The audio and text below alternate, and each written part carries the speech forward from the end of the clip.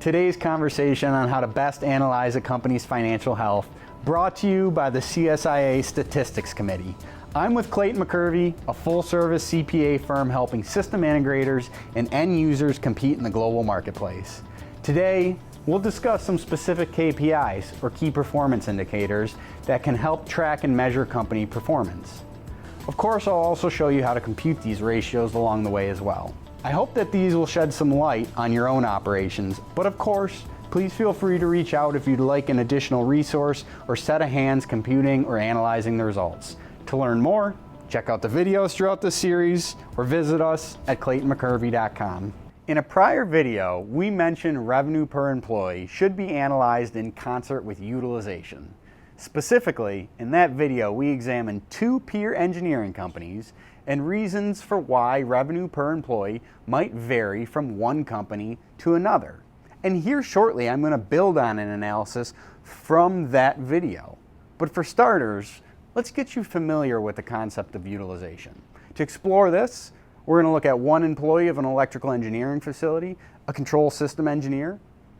That employee had 1,500 hours billed to work in the past year. The general work year consists of 2,000 available hours. Therefore, that employee was billable or utilized 75% of the time. And how did I compute that? Well, I looked at the total hours worked, or hours charged to jobs, and divided that by the total pool of available hours. And what does that compute? Well, time spent on billable projects. So let's expand this analysis to see why reviewing this might be important. We'll do so by adding in a second employee of the electrical engineering facility and comparing the results of the two. So the second employee had 1,000 billable hours. They had the same pool of available hours of 2,000 hours. So that would mean that employee number two was utilized 50% of the time, or 1,000 billable hours divided by the 2,000 total available hours. Remembering the first employee who was utilized 75% of the time in comparison, what does it mean? Well, starting at the most basic level of analysis, you could say employee number one was simply more productive than employee number two because their utilization was higher. They spent more time working directly on a project that was billable to a customer. But stepping back and armed with some insight as to actually what the employees worked on throughout the year, you can begin to make some analysis and judgment calls as to, does this data make sense? Does, for example, it indicate an allocation matter? Was employee number two asked to work on more administrative, non-billable work, thus causing his ratio to be lower? Or was their time not properly captured, resulting in a loss of billable hours? Meaning, did you expect them to have a similar result, not a 75 versus 50%, and now the data shows otherwise? Looking at this in this level of detail, you can begin to see and identify potential issues or changes that need to be made to your strategy. What about a company-wide comparison though? Well, let me bring back some figures you might be familiar with from the revenue per employee video to show how we can look at this from an entity-to-entity comparison. So from that video, we had two electrical engineering companies, Company A, Company B. Company A had $6 million in revenue, Company B had $9 million in revenue. They both had 40 employees, and that computed $150,000 of revenue per employee for the first company, $225,000 for the second company. Based upon them both having 40 employees, that would mean that they had an available pool to work of 80,000 hours.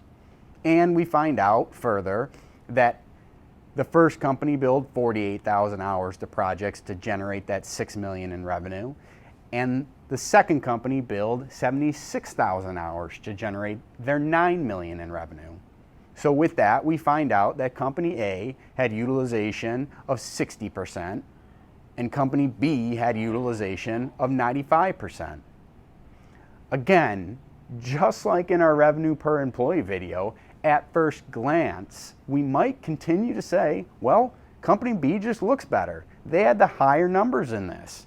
95% utilization compared to something lower, and $225,000 in revenue per employee compared to the $150,000.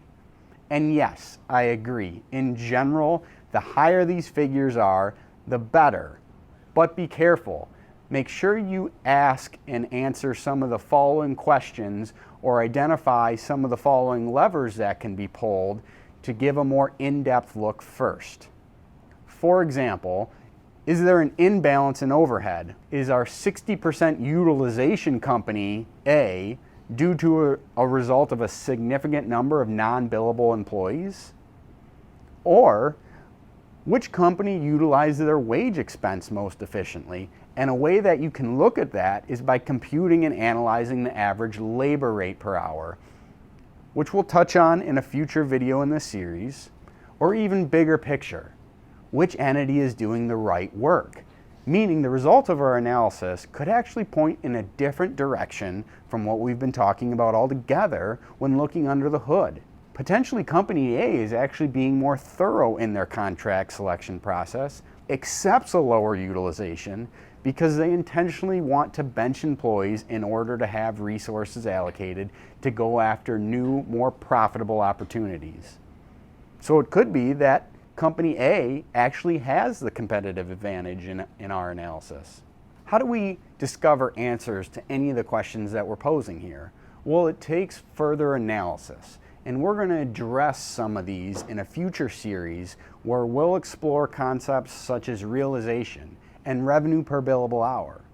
But for now, we'll actually jump in our next video and start talking about gross profit and gross margin, which will shed some light on some of the questions we've discussed here.